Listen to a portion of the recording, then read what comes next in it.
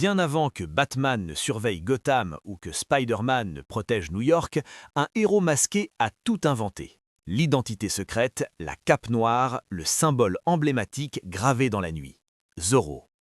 Mais derrière les duels d'épées spectaculaires et ce célèbre Z tracé à la pointe de la lame, la série Disney de 1957 cachait des secrets explosifs. Saviez-vous qu'un âne a complètement sabordé une scène dramatique? Que la star principale n'était pas le premier choix? Qu'un incendie a failli tout détruire? Ou qu'un district scolaire entier a banni la série à cause d'une épidémie de graffiti en forme de Z? Avant de plonger dans les coulisses fascinantes de cette légende télévisée, abonnez-vous à Les Célébrités du Monde et activez la cloche. Votre soutien nous permet de continuer à déterrer les histoires oubliées des plus grandes icônes du divertissement. Aujourd'hui, nous explorons les zones d'ombre du tournage, là où procès juridiques, drames personnels, épisodes perdus et légendes masquées se sont entrelacés pour créer une série qui, près de 70 ans plus tard, laisse encore son empreinte indélébile. En 1957, Walt Disney prit un pari audacieux, adapter Zorro pour la télévision. À une époque où les westerns dominaient les écrans américains, Disney voulait quelque chose de différent. Pas un cow-boy poussiéreux, mais un aristocrate élégant le jour et un justicier masqué la nuit. Un Robin des Bois espagnol en Californie coloniale. Le personnage de Zorro avait déjà une longue histoire. Créé en 1919 par l'écrivain Johnston McCulley dans le récit The Curse of Capistrano, Zorro était devenu une figure populaire à travers romans, films et bandes dessinées. Mais Disney voyait en lui quelque chose de plus grand, le prototype parfait du super-héros moderne. Ce que peu de gens savent, c'est que la production de cette série fut un chaos magnifiquement orchestré. Entre tensions sur le plateau, accidents spectaculaires, batailles juridiques avec ABC et destin tragique des acteurs, l'histoire derrière Zorro est presque aussi dramatique que les aventures du héros lui-même. Mais commençons par le commencement, le casting.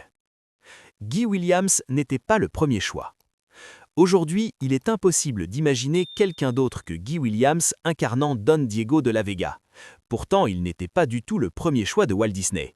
Le studio a auditionné une multitude d'acteurs, dont Britt Lemond et Tony Russell, tous deux testés en costume complet avec masque et épée. Si Disney admirait la stature imposante et le charisme naturel de Williams, il doutait de sa capacité à projeter suffisamment de gravité à l'écran. C'était un acteur relativement inconnu, principalement connu pour des rôles mineurs dans des séries télévisées. Ce fut le réalisateur Norman Foster qui défendit ardemment Williams. Foster insistait. Il possède la présence d'une idole de matinée et l'assurance d'un véritable acteur de théâtre. L'expérience de Williams en escrime, acquise lors de ses années à New York, et ses essais caméra convaincants ont finalement fait pencher la balance. Walt Disney lui offrit le rôle qui allait définir sa carrière. Ce que Williams ne savait pas encore, c'est que ce personnage le hanterait, pour le meilleur et pour le pire, jusqu'à la fin de ses jours. Britt Lemond a failli porter le masque. Britt Lemond a failli incarner Zorro. Escrimeur accompli et acteur de caractère expérimenté, Lemond impressionna profondément les dirigeants de Disney lors de son audition. Ses essais caméra étaient électrisants. Il avait tout, le charisme, la technique, l'élégance.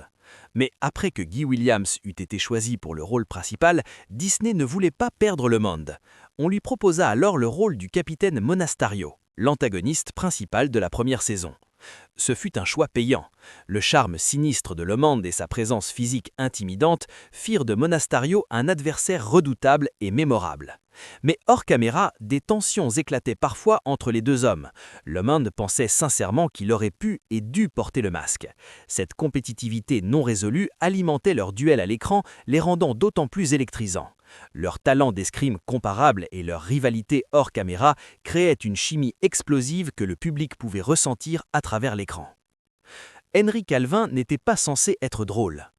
Le sergent Garcia était initialement conçu comme un simple soldat de soutien, bourru, un peu stupide, facilement oubliable, un figurant glorifié essentiellement. Mais lorsque Henry Calvin entra en scène, tout changea radicalement. Chanteur d'opéra formé avec une formation classique et doté d'un sens inné de la comédie physique, Calvin apporta chaleur, humanité et humour au personnage de Garcia. Son rire tonitruant et son visage extraordinairement expressif le rendirent immédiatement attachant aux yeux du public. Les scénaristes ajustèrent rapidement leur plan. Garcia ne fut plus seulement un faire-valoir, mais un contrepoids comique capable de porter des scènes entières sur ses épaules. Les enfants l'adoraient, imitant sa maladresse adorable et ses répliques fétiches. Avec le temps, Garcia devint presque aussi iconique que Zorro lui-même. Les produits dérivés mettant en vedette le sergent se vantaient presque aussi bien que ceux de Zorro. Henry Calvin avait transformé un personnage secondaire en légende. Le mutisme de Gene Sheldon était un choix créatif génial. Dans les histoires originales de Johnston McCulley, Bernardo est à la fois sourd et muet, un serviteur dévoué souvent sous-estimé par les méchants.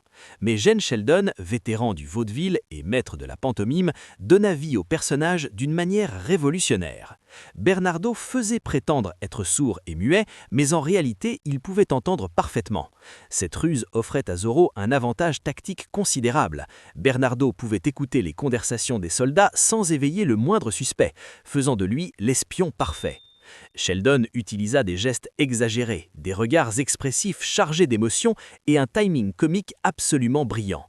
Hors caméra, Sheldon restait, paraît-il, dans son personnage entre les prises, pour maintenir sa concentration et sa cohérence. Son interprétation contribua à redéfinir la façon dont les personnages silencieux pouvaient porter une charge émotionnelle et comique à la télévision. Il prouva qu'on pouvait voler la vedette sans prononcer un seul mot. De vraies épées, de vraies blessures. Les combats à l'épée de Zorro n'étaient absolument pas une plaisanterie. Contrairement à beaucoup de séries télévisées de l'époque qui utilisaient des armes en caoutchouc ou des chorégraphies basiques, Disney insistait sur le réalisme absolu. Les scènes d'escrime étaient chorégraphiées par le légendaire maître d'armes Fred Cavens, qui avait travaillé sur des dizaines de films de cap et d'épée à Hollywood. Cavens insistait sur l'authenticité. Son fils Albert doublait régulièrement les acteurs invités lors des séquences les plus dangereuses. Plusieurs acteurs subirent coupures et ecchymoses pendant le tournage. Guy Williams lui-même dut recevoir des points de suture après qu'une lame eut glissé lors d'une séquence particulièrement intense. L'incident fut étouffé pour ne pas alarmer le public familial. Mais Williams, perfectionniste jusqu'au bout, refusa de ralentir. Il s'entraînait des heures chaque jour pour améliorer sa technique, déterminé à rendre chaque duel plus spectaculaire que le précédent. Spectacle en direct à Disneyland. En 1958, Zorro ne se contentait pas de conquérir la télévision. Il se battait en direct à Disneyland. Guy Williams, Henry Calvin et Britt Lomond exécutaient des combats spectaculaires sur les toits de Frontierland sous les yeux ébahis de milliers de visiteurs. Selon des témoins de l'époque, Williams s'entraînait pendant des semaines pour sauter en toute sécurité de balcons et de clôtures lors de ses spectacles en direct. Il n'y avait pas de filet de sécurité, pas de doublure. C'était brut, dangereux et totalement exaltant. Un ancien employé de Disney raconta plus tard. On retenait notre souffle à chaque saut. C'était chaotique, imprévisible, mais c'est exactement ce qui rendait ces spectacles magiques. Les enfants croyaient vraiment voir Zorro. Un âne a ruiné une scène dramatique. Lors d'un monologue tendu où Don Diego affrontait le capitaine Monastario sur la place du Pueblo, un âne en arrière-plan, amené pour ajouter une touche de réalisme rustique, lâcha soudain un braiement assourdissant. Cette interruption parfaitement synchronisée déclencha l'hilarité générale sur le plateau. Même Guy Williams, connu pour sa discipline de fer, ne put rester dans son personnage. Il éclata de rire, tout comme Britt Lomond et l'ensemble de l'équipe technique. La scène dut être refaite 3 fois avant que tout le monde ne retrouve son sérieux. Après cet incident mémorable, Disney interdit strictement les ânes vivants sur les tournages futurs, sauf nécessité absolue. Le studio préférait désormais des ambiances sonores mieux contrôlées ou des animaux provenant d'écuries spécialisées avec des dresseurs expérimentés. L'anecdote devint légendaire parmi l'équipe et circula pendant des années dans les corridors de Disney. Un véritable incendie a failli tout détruire. Fin 1958, la catastrophe frappa. Un câble électrique surchargé provoqua un incendie près de la façade de la taverne sur le backlot de Burbank. Les flammes embrasèrent rapidement un tas de tissus de costumes stockés à proximité et se propagèrent de manière alarmante, menaçant les bâtiments adjacents. Les pompiers maîtrisèrent l'incendie en 15 minutes environ, mais non sans endommager gravement plusieurs uniformes de sergents, des éléments de décor précieux et une partie de l'enseigne emblématique de la taverne. Le tournage fut interrompu près d'1 semaine. Walt Disney, présent sur le site dès qu'il apprit la nouvelle, parcourut personnellement les dégâts avec une expression grave. Il salua publiquement la réaction rapide de l'équipe de sécurité et approuva immédiatement le budget considérable nécessaire pour une restauration complète. Cet incident rappela à tous que même dans l'univers magique de Disney, le danger était toujours présent. Le cheval de Zorro recevait son propre courrier. Tornado, le noble étalon noir qui portait Zorro à travers la nuit californienne, fut interprété par plusieurs chevaux au cours de la série. Le principal, un fougueux étalon nommé Midnight, fut choisi pour son intelligence remarquable, son agilité et sa robe noire saisissante. Sa popularité devint telle que Disney commença à recevoir du courrier de fans spécifiquement adressé à Tornado. Des lettres d'enfants demandaient quelles étaient ses friandises préférées, s'il aimait vraiment Zorro ou simplement s'il était heureux.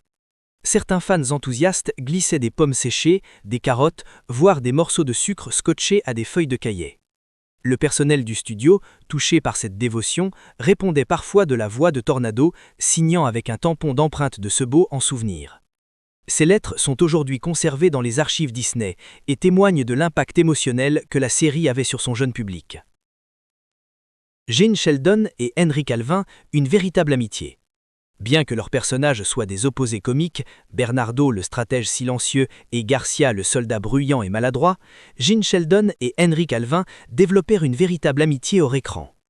Ils passaient souvent les pauses à rire autour d'un café, partageaient des repas entre les prises et co-organisaient même des fêtes de fin d'année pour l'ensemble de l'équipe technique.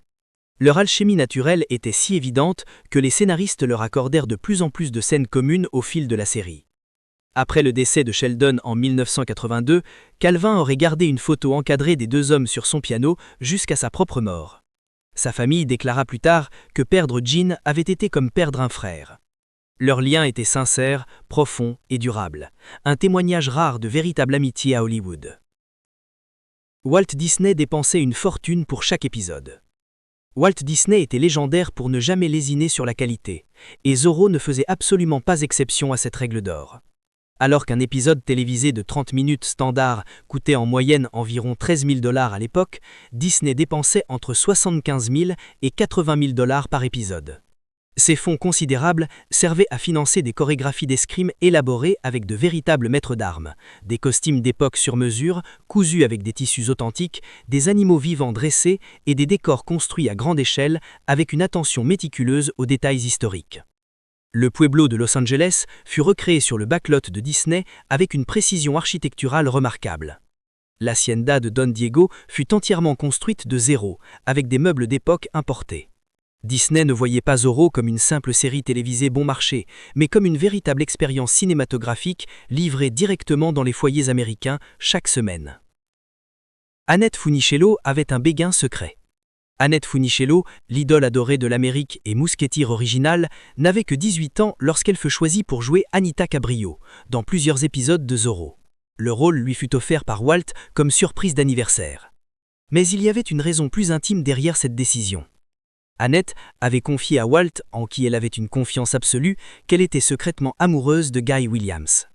Conscient de cela, et avec son sens habituel de manipulation bienveillante, Walt organisa sa participation à plusieurs épisodes directement aux côtés de son idole.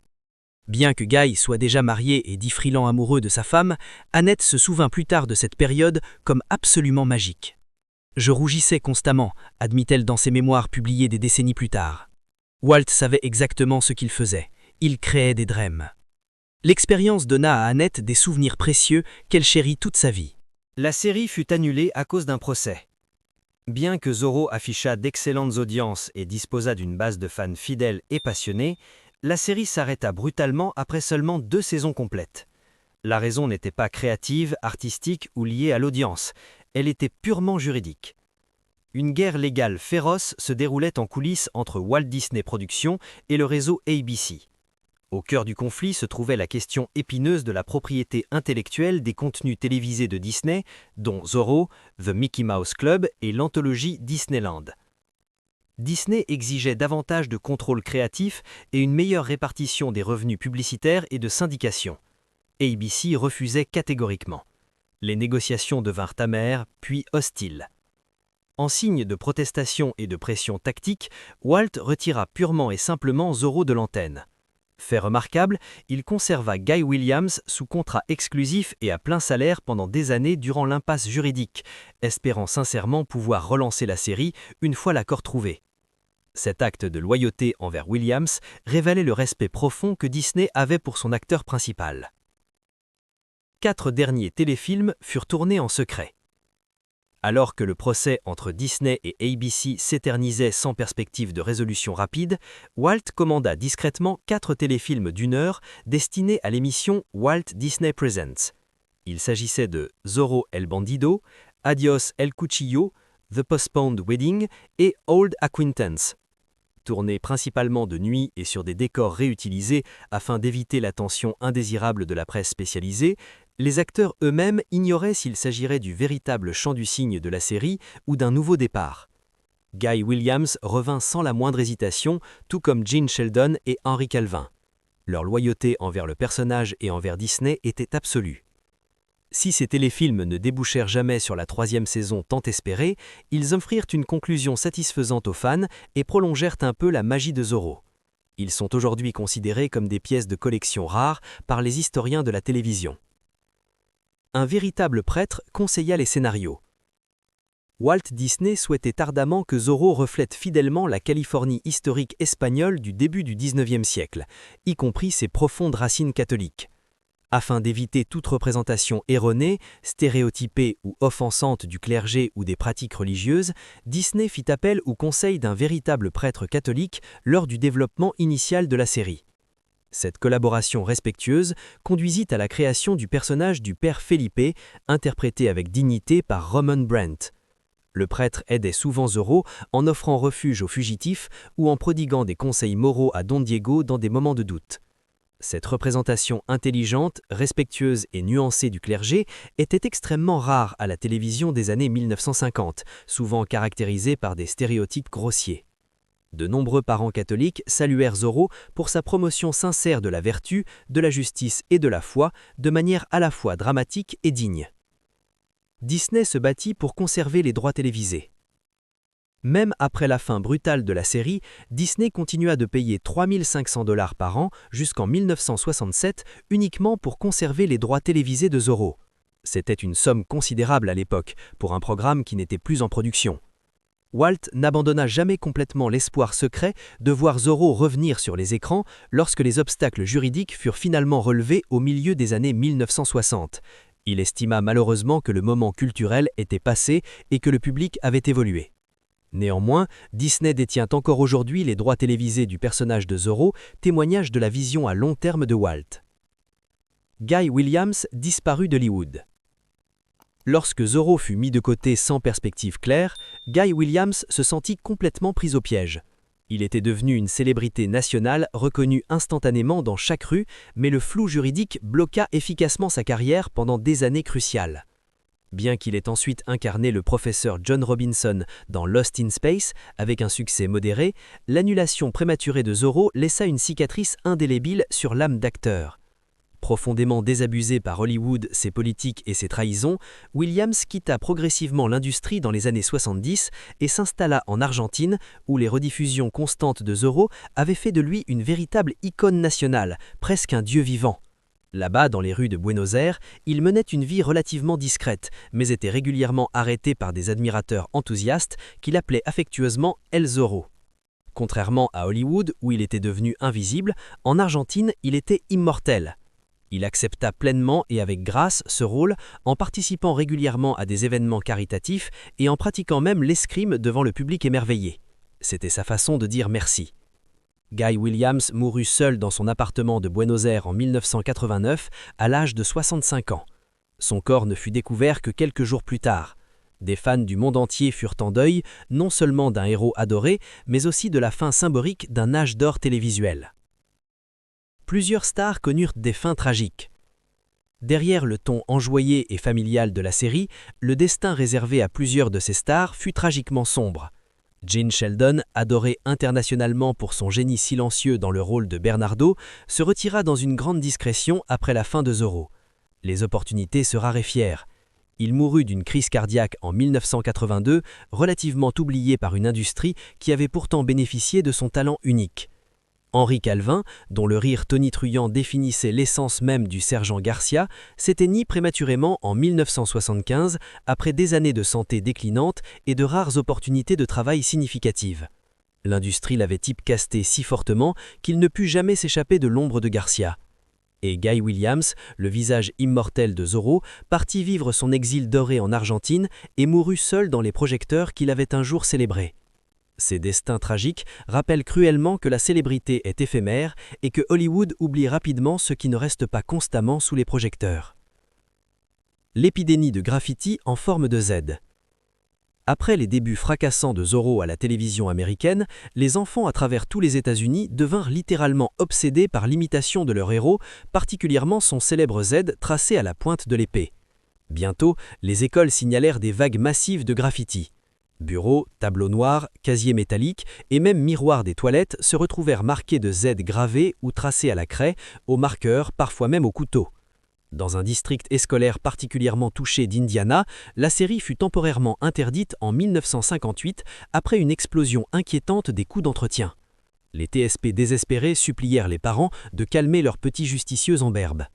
En réponse, Disney diffusa un message de service public inhabituel où Guy Williams, en costume de Zorro, rappelait gentiment mais fermement aux jeunes téléspectateurs que la marque de Zorro est faite pour la justice, non pas pour le bureau du proviseur ou ni pour votre pupitre à l'école. Le message fonctionna partiellement, mais le phénomène témoignait de l'impact culturel massif de la série. Le gouvernement espagnol protesta contre la série. Malgré son immense popularité mondiale, Zorro suscita l'hostilité inattendue de responsables du gouvernement espagnol. Ils estimaient que la série présentait l'Espagne coloniale uniquement comme un régime brutal, cruel et systématiquement corrompu.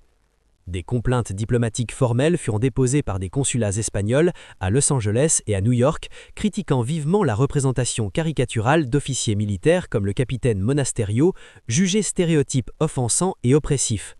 Un responsable basé à Madrid accusa même publiquement Disney de distorsion historique délibérée à des fins de propagande anti-espagnole. Le studio Disney ne répondit jamais publiquement à ces accusations, préférant laisser la controverse s'éteindre naturellement. Ironiquement, cette polémique diplomatique attisa davantage la curiosité internationale et contribua paradoxalement à accroître massivement l'audience de Zorro dans les pays hispanophones, où il devint rapidement un véritable symbole de justice populaire plutôt que de rébellion anti-espagnole. La série inspira directement la création de Batman. L'héritage culturel de Zorro dépasse infiniment les frontières de la télévision. Bob Kane, co-créateur légendaire de Batman, a reconnu ouvertement et à plusieurs reprises que Zorro, particulièrement la version Disney incarnée par Guy Williams, avait directement et profondément inspiré la création du Chevalier Noir. Les parallèles narratifs sont absolument évidents et frappants. Un homme extrêmement riche vivant une double vie, une identité secrète couragieusement protégée, un fidèle serviteur dans la confidence absolue et une mission masquée nocturne au service de la justice contre la corruption systémique. D'ailleurs, dans le canon officiel établi de DC Comics, il est explicitement mentionné que les parents de Bruce Wayne furent assassinés tragiquement après avoir emmené leur jeune fils voir le film The Mark of Zorro au cinéma. Ce traumatisme fondateur, directement lié à Zorro, façonna Batman. Sans Zorro et sa cape noire flottante, Batman n'existerait probablement pas sous la forme que nous connaissons aujourd'hui. Le bretteur masqué a gravé sa marque à jamais, non seulement dans l'histoire de la télévision, mais aussi dans l'univers entier des bandes dessinées et des super-héros modernes. Des combats à l'épée tournés dangereusement mal, aux procès juridiques qui enterrèrent la légende bien trop tôt, des béguins secrets d'adolescentes aux controverses diplomatiques dissimulées, Zorro n'était pas une simple série familiale du dimanche soir. C'était un phénomène culturel bâti sur l'audace créative, le charisme magnétique et une touche indélébile de mystère hollywoodien. Alors, dites-nous, quel fait révélé aujourd'hui vous a le plus surpris ou choqué? Avez-vous grandi en regardant religieusement Zorro chaque semaine ou découvrez-vous seulement maintenant ce héros masqué légendaire qui a tout inventé? Laissez un commentaire dessous et partagez vos souvenirs. Et n'oubliez pas de liker cette vidéo, de la partager avec d'autres passionnés de télévision classique et de vous abonner à Les Célébrités du Monde pour d'autres plongées fascinantes au cœur des légendes oubliées de l'entretien. Parce que derrière chaque héros masqué se cache une histoire humaine qui mérite d'être racontée.